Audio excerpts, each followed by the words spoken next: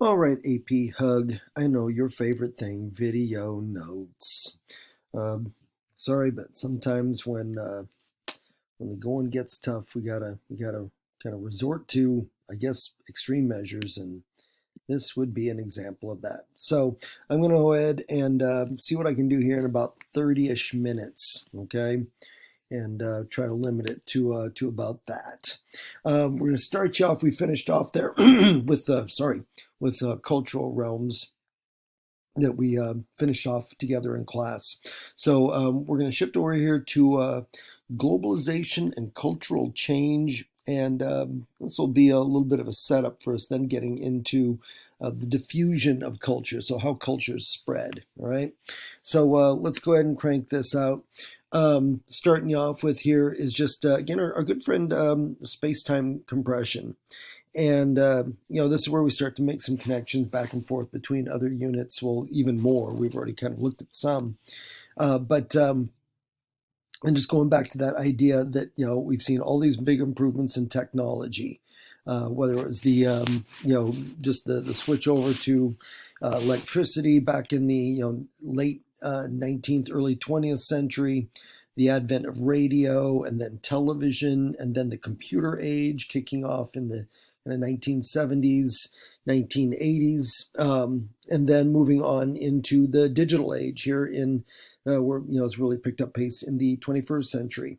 As we've seen all of these changes and improvements in technology, it has had a impact on culture. Right. Well, I mean, it has an impact on everything. I mean, economies and politics, and I mean, there's nothing really that is left, but definitely has an impact on culture, and we'll be touching on that in numerous ways as we work through this. Okay, and it has made, like it talks about their accelerated pace of cultural change. In other words, that change happens much more quickly than it used to because of the fact that we have technologies at our disposal now that puts pretty much the whole world at our fingertips. Okay, globalization. You guys will be experts at that word by the time we finish up the school year, or our curriculum for AP Hug, and that'll be a good setup for any of you who are crazy enough to do some AP World next year, because globalization is the last unit that we cover in AP World. Focuses most of it on the concept of globalization, and again, remember, globalization just connects right back with what we were talking about: space-time compression. Globalization is how the world has seemingly become a smaller place because of improvements in communications and technology and transportation, I should say, transportation as well, and that has also played its role in accelerating and helping to spread uh, cultural change in different places around the world. All right, so we'll start diving here into some of our specific vocabulary, some terms that are on your vocabulary list. So popular culture. Okay, popular culture. Don't confuse this with what some people refer to as pop culture. Right. The term pop culture usually refers to, I don't know, if you look at any country like our own, and you focus in on, like celebrities and music and sports, um, those kinds of things sometimes can get into what we refer to as pop culture. Popular culture is, at least through our AP Hug curriculum, is this idea of any cultural traits or aspects that start in usually in big cities and then spread from there. Okay, so whether we're thinking the big cities here in the United States, New York City, Los Angeles, Chicago, all right, Seattle, things like that. And then if we're looking globally, we're thinking places like Tokyo and Paris and London. Okay, that sort of a thing. And so whenever you see that, where some kind of a cultural trait, it could be a new fashion trend, it could be music, it could be anything like that, that starts in the big cities, okay, what I'm going to just call urban area there, and then begins to diffuse, spread quickly. That's what we're talking about with popular culture. Okay, and then we'll compare that to folk culture. And let's see here. There we go. So folk culture is getting back to the idea of where we focus a little bit more on. Hold on here just a sec. just had to double check. It's like, wait a minute, I'm getting ahead of myself here. That we've already introduced a bit of that folk culture. So we talk about folk culture. It's pretty easy, I think, to kind of keep the two straight. We talked about folk cultures being a little bit more homogenous, and so things being the same, and also being much more a lot of times originating from rural areas. And that's really the easy way to kind of like kind of compare the two is popular culture coming from the big cities, folk culture coming from rural areas. All right. Sometimes there's a little bit of crossover in there, and you definitely get some places that maybe some of the suburbs which have some aspects of both urban and a little bit of the rural. So I mean, it's not always a clean cut kind of kind of a thing.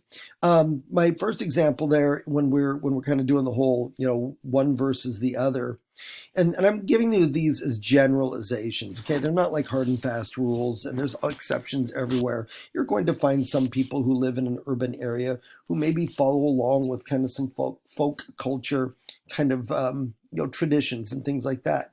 Same as you're going to find some people sometimes in rural areas who have a mindset that is very, very urban in many aspects.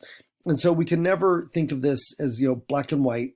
And just it's one or the other, okay? But I'm going to give you some generalities here, all right? And just kind of, I don't know, resist the urge to overgeneralize, all right? And so yeah, the first one I'm going to give you there is this idea that people who are more open to new ideas versus those who would tend to want to preserve, the old ways, the way we've always done things, okay? And, the people who have the more open mind tend to be more connected to popular culture. Those who are more focused on preserving the old traditions are going to be those who tend more towards that folk culture, okay? That kind of a concept. But again, like I said, don't think of it as just, and that's all there is to it, and there's just nothing in between, okay? Let's see, go from there to, I'm cutting off a little bit there at the top. Oh, well, there's nothing I can do about it. What we tend to see that, especially think about what we learned about with migration, that younger people tend to head to, migrants usually tend to head to urban areas. And so we tend to see in a lot of built up urban areas and cities that the populations tend to kind of trend towards younger. And then when we head to rural areas, we see it trend towards older. And so, yeah, you got that whole, as far as just the age of people and who we associate the two different types of culture to. Young culture being associated with popular and old with folk culture. All right. And then again, just the basic, where do people live? Well, yeah, a lot of your people who are going to gravitate more toward the traits of popular culture, they tend to live in cities. They may tend to live in, suburbs that are right around cities. They're more in that urban setting, and then more out into the countryside, farmland, things like that. Your folk culture out there in the rural areas. Okay. All right. And then from there, we can kind of jump over here into where gender figures into all of this, okay? So a lot of times when we look at gender roles in folk cultures, things are going to be a little bit more traditional, okay? Kind of like the kind of images I see there, where that the roles, think of it, the traditional kind of patriarchal ideas of the man is the breadwinner, and the woman stays home and kind of keeps house and takes care of the kids, and make sure the dinner's on the table when hubby rolls in, those kinds of things. And folk cultures do tend to have more of that very clear-cut definition of what is seen as a man's role, whether it's in a family, whether it's in a community, and what is a woman's role. Okay, that's on the folk culture side. And then when we look at popular culture, yes, I am shortening it down, but notice I've got that little right there. That means it's an abbreviation for popular. I'm not talking about pop culture, all right? But we talk about more fluidity, okay, in popular culture. Women who tend to gravitate more towards urban areas are oftentimes going to be more drawn towards having a career of their own versus just being kind of like the traditional housewife. They may be in those cities because they're seeking educational opportunities, but we just see where there's kind of a step away from what we'd see in those folk cultures, generally speaking, in terms of the definition of the different roles. Okay. And then let's see there. From gender, we move on to some resistance to globalization. Oh, there definitely is. And we'll learn about many other examples besides what I'm going to cover right here. Um, and so, again, we talk about globalization, the idea of culture that is being spread around the world, okay, and being done so at a fairly quick pace, things like that.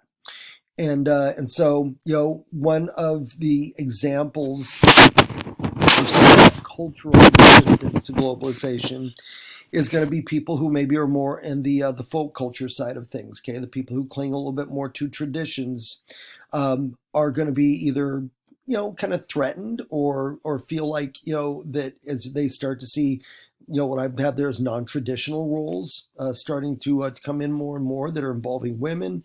There might be involving other minority groups. That could be racial. That could be sexual orientation. A lot of different ways that we can look at that. But that they sometimes are going to push back on that. They want to see things the way that they've always been. And again, there might be that idea that that there's a little bit of a threat that comes with giving more opportunity to people who in the past and who in more of those folk cultures don't have those kind of opportunities. Okay, so that's some of the resistance or pushback to globalization. And then some economic pushback. And this gets into the idea that sometimes we start to see some of our bigger businesses here in America and in other countries as well. We're not the only ones that struggle with this, but businesses who end up moving their jobs overseas because they can pay people cheaper. Instead of paying an American factory worker $30-40 an hour, they can move that job over to, say, an Asian country where they might be able to pay someone $3, $4, $5 an hour. And that difference in between that $5 an hour and that $30 an hour, that's profit for the company. Okay. And so sometimes you're going to see some of that kind of resistance going on to globalization as well, right? And like I said, as we move through some of our other units, we'll look at other forms of pushback because globalization is a word that to some people it's almost kind of like it's almost like a dirty word, and other people who embrace globalization, and so there's a lot of kind of goes both directions these days, and kind of a little bit of controversial edge to it. All right. Okay, from there we're going to shift over to how culture spreads, all right? And so I'm going to start you off with just reminding you, okay, that term diffusion. Yes, you are going to need to be genius level expert at this. This is going to need to be a word that you don't have to think twice about. You see it, you act on it, you know exactly what it is, okay? I think I mentioned you guys in class when I think of diffusion, I think of the picture here of the glass of water where it looks like someone has dropped in like a droplet of like food coloring or ink, and you see it starting to spread. That's always the visual I have of diffusion in my mind. But yeah, it's when we talk about it in the context of Unit 3, spreading information, spreading ideas, behaviors, okay, culture over areas. And so, look at McDonald's. It diffuses, Big Macs and other foods all over the world, okay? Yeah, they're spreading their influence as they spread, their menu, okay? And we'll learn about how that menu changes as it visits all these different parts of the world as well. We'll catch on that later on. All right, relocation diffusion. Okay, now here's where we get started. And you have one, two, three, 4, 5, 6, about 6 different types of diffusion. And here, yeah, I got to tell you, you're going to need to be fairly familiar with each of them. Okay, I know sometimes I tell you, okay, like there's 8 of these, there's 9 of these. You don't have to know all of them, but on this one, yeah, you're going to want to be familiar with all of these. Okay. And so I think that relocation is a pretty easy one to remember because this is the one where, if a person moves from one place to another, they just don't leave their culture behind. And I mean that in many ways, language, traditions, uh, religion. You don't leave all this. Well, I'm just going to show up like a blank slate and start filling myself into the new place that I've moved to. No, you take those things with you. All right. And, some of those might lose impact over time. You'll learn a different language if you have moved to another country. With a different language, you may over time lose some of your old traditions, and adopt the traditions of the country that you've moved to. Those kind of things may happen over time. But the fact that when you show up with your culture, that is relocation diffusion. All right. And so, like I said, hopefully a fairly easy one to remember. Expansion diffusion. Okay. This is one that, again, doesn't connect to people migrating. This is one where we can have the expansion happen pretty much kind of spontaneously and on its own. I just mentioned that McDonald's example up there. Okay, we could make the argument that McDonald's, as that business has grown and as it's been shown to be a very profitable business model, it has grown on its own. And starting here in the United States back in the 1950s. And growing from there, and then beginning to cross borders and boundaries and spreading, to different continents, that sort of thing. Okay, that's kind of the idea of expansion diffusion. It's not connected to people picking up and moving and taking cultural traits with them. It's traits that again we can attach back to culture, like food, with McDonald's, and that grows a popularity on its own. To a lot of people, McDonald's equals America, and people who want to experience a little bit of America, wherever they're at around the world, can walk into a McDonald's, and there you go, right? Although many countries will also add some little variations onto that. We'll talk about that later on. Contagious diffusion. Okay, so spread of culture traits from the hearth. So again, those cultural centers that we talk about, and this is where it happens from contacts between people. Again, not the same as migration, because this means these contacts could be happening literally person to person. Someone who vacations or spends time maybe through work in another country or another region of a country, and they pick up on something that is not maybe a culture trait from where their point of origin is, and they're going to take that cultural trait back with them, and it may begin to diffuse from that point there. Okay, and so you could be in a maybe visiting another country. You hear a style or type of music you've never heard. Maybe you're not a big K-pop fan, but you end up in Asia, kind of in Korea and areas like that. And you're big, kind of, and you get a big dose of it, and it's like, no, I like this. I've never really spent much time thinking about it. All right, boom, we are on the way to getting some contagious diffusion going on. Because then you can come back and say, hey, tell your friends, you gotta listen to this. I heard a bunch when I was over there, and and boom, that some of your friends may, not my thing, but other friends say, yeah, I love it. I'm gonna. That is how you get sometimes the spread of culture. Okay, so contagious diffusion. Think of it, it's like how sickness, contagious, how it can spread from one person to another to another. Okay. That's your contagious diffusion. And then contained within that is what we can look at as expansion diffusion, is kind of like another, I think a form here that I think this is just kind of comparing the two and giving you again some examples there. Okay, so yeah, the second one I talked to you about, right? Let's see here. And then the third one that I talked to you about, expansion versus just contagious diffusion.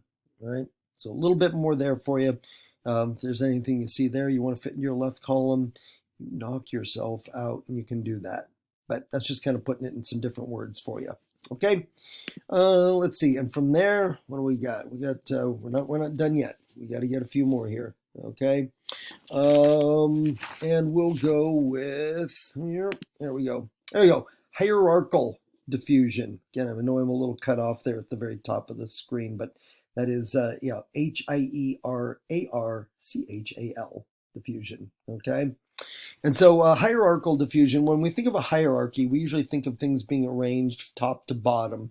And sometimes that hierarchy may be by level of importance or in the kind of level of influence it may have. Okay, and so when we're thinking about hierarchical diffusion in terms of culture, we think of cultural centers. Okay, go back to maybe even some of those kind of a takeoff of those cultural hearths. We think of Paris when it comes to fashion. Maybe Milan in Italy, as a fashion center. When we think of music, we think of places like maybe Los Angeles, or I kind of think of Liverpool in England, or New York, where was kind of the home of hip hop and rap music, where that all got started. Okay, and when we think about where these trends, okay, might be a fashion trend, it may be a new style of music, where it begins and then it begins to spread from that place, okay, and starts making its way to places that are not quite as important. Rap music that now you can probably travel to little small town USA anywhere, and you're going to hear some kids listening to some hip hop and rap and that kind of thing, and that's hierarchical diffusion. All right, that's the idea of that even some of those fashions that make the move across the Atlantic over here to America from Europe, and then make the move from east to west. Okay, all of those would be examples of where we have that hierarchical diffusion taken off there. All right. From there, we're going to go into kind of a very different kind, and that is reverse hierarchical diffusion. And so a lot of times what we're talking about with hierarchical is it starts in, like I said, places like Los Angeles, New York, Paris, and these are usually places that are centers where there's a lot of wealth, there's a lot of money, and they're cities that everyone is aware of, everyone knows. Okay, there's a certain amount of kind of cred and and importance that that kind of goes with all of that. Okay, when we take the idea of reverse hierarchical diffusion, that's when we see something that kind of flows in the opposite direction. And so, I've got kind of usually what is the most standard example of reverse hierarchical diffusion. You go back just 50, 60 years ago, and people's acceptance of tattoos was still kind of like, I don't know, people kind of like, okay, people who have tattoos are probably people who served in the military, or maybe they belong to a motorcycle gang, or maybe they spent time in prison. All right. It was always usually kind of more associated with I've got their kind of like lower class. Okay, that there was something that people of class and culture and that sort of thing weren't they didn't wear tattoos. Okay, that sort of thing. Now you fast forward to 2025. Oh my gosh! I mean, we've got you'll have before you get finished at Seton, you'll have teachers that have tattoos. Okay, Mr. Floyd might have a tattoo. You would never know. I mean, there is definitely a completely different acceptance to tattoo art. All right, as Post Malone will be proof of that over there. That would be one example. All right, another one that we could throw out there, just so we're not completely beating up on tattoos. Is the spread of, so if I went back in time, a store like Walmart or Dollar Tree was also seen as a store that was kind of like more connected to people who didn't have a lot of money to spend and needed to really kind of budget and watch how they were spending their money. Nowadays, you can sometimes you walk through a parking lot at Walmart or Dollar Tree, you're going to see here and there's the BMW, there's the Mercedes. There's now the acceptance that anyone shops at those stores. It doesn't have this kind of connection or reputation that kind of goes that way. Okay, that is your reverse hierarchical diffusion. All right, and then stimulus diffusion, and that is where we see these examples of what I call modified culture.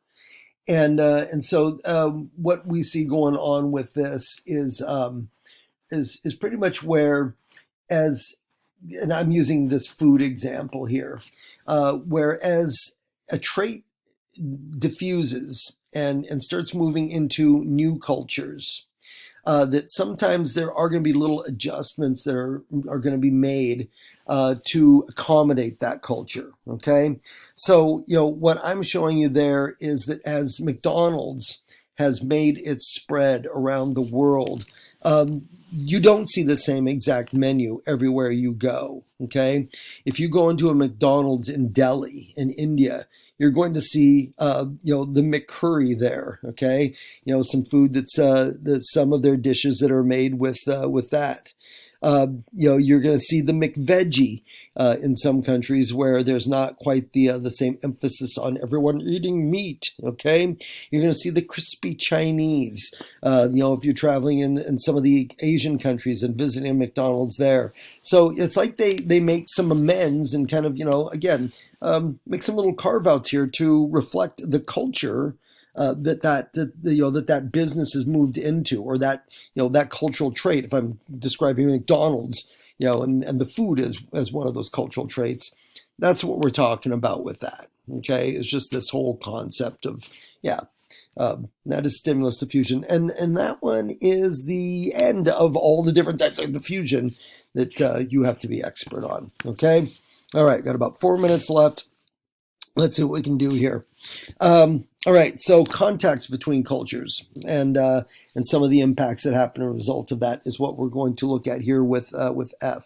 And so with that, I might not be able to get through all of this because we're going to look at acculturation, assimilation, multiculturalism, and then we'll quickly revisit our old friend nativism. All right, let's see if we can do this. So acculturation, you pretty much got a version of a definition working for you there. And that is where when you have a member of an ethnic group who migrates, maybe makes a move, whether it's within a country to a new country, and ends up in the midst of a completely new, different kind of a culture, and begins to kind of the diffusion process begins to adopt some of that new culture. All right. There's pieces of that. It's like, I like the clothing that they have here. I'm going to give up a lot of my, the clothing I wore back at home and adopt this new clothing. But at the same time, they're not completely abandoning every last aspect of their culture. Right. Maybe they're still going to stick with the music that comes from their culture. Maybe they're going to still stick with, things like their religious faith and all that. Okay. And so, it's where you see a group kind of doing a little picking and choosing, and they're going to adopt some of the values, some of the traits that reflect the population that they've moved into, but at the same time, they still keep some of those parts of their own culture. Okay, from there we'll move into assimilation, and I'll talk to you guys about some specific examples of this because I have pictures here, which I know there at the top is kind of cut off. So when you have, like it says here, ethnic group, cultural group that ends up being 100% absorbed into a larger group. And some of the examples that we tend to have of this usually aren't really positive ones. A lot of it goes back to the eras of colonialism when Europeans were moving and establishing colonies in Asia and Africa. And they would oftentimes demand, force, expect the people that they had colonized to learn their language. Sometimes they would try to force their religion on them, things like that. Okay, assimilation. It's kind of like it's top down, and it's the people who have moved in who have usually there's kind of like a power relationship where you have those who are in power and those who are powerless. The example I have with these pictures go back to the American West back in the 19th century. And as American pioneers were heading westward, that we talked about, the Homestead Act, things like that. Native Americans were getting caught in the middle of that westward push. And as some tribes made peace with the settlers coming in from eastern United States, as some fought wars against the settlers and against the U.S. government to try to hang on to their lands. What would usually end up happening is because we in the end tended to have more soldiers than the Native Americans did, is one by one most of these tribes end up being conquered. And then from that point on, they became subject to a process of assimilation um, by, again, what I would call, I guess, white American culture. Okay, those Americans coming from the east and pushing westward. The picture here shows three young Native Americans when they were taken into custody, and they were sent to an Indian school. Right, that's what they called these, and established a whole network of these all over the West, including in Washington State and down in Oregon. Because I mean, pretty much anywhere in the Western states you looked, there were Native American tribes. And this is the same three people after they have been entered into an Indian boarding school. And as you can see, their hair's been cut, all of their traditional cultural clothing is gone. They've now been issued uniforms that look very much like what white kids would be wearing in a boarding school back then. That is that assimilation in action. Those kids were put into schools where they were punished if they were caught speaking their own language. They were taught English. They were pretty much kind of forced converted into Christianity, whether they wanted to be or not. Again, very, very top-down assimilation as the group in power, all right, which were those Americans who had come out here and conquered, quote unquote, conquered the West, as they pretty much, kind of like forced culture on those Native Americans. And the story of a lot of those Indian boarding schools, not one of our shinier moments in American history. High rates of sickness and death in those schools, high rates of depression and suicide among the Native American children, kids who were in those schools. And all of it was driven by this desire to what they called kill the Indian and save the man. Right? I just didn't make that up. That was kind of the motto of a lot of these schools. Is they use that kind of terminology: kill the Indian, save the man, and that was the concept of assimilation in action. Okay, all right. I'll have to save the last couple of these. I was really hoping to get to this nice clean breaking point, but this will do good enough for us, I guess. And so. Yeah, 32 minutes for sure. We'll pick up on this when we are back together in class. All right. That's all I got for you for now. Bye.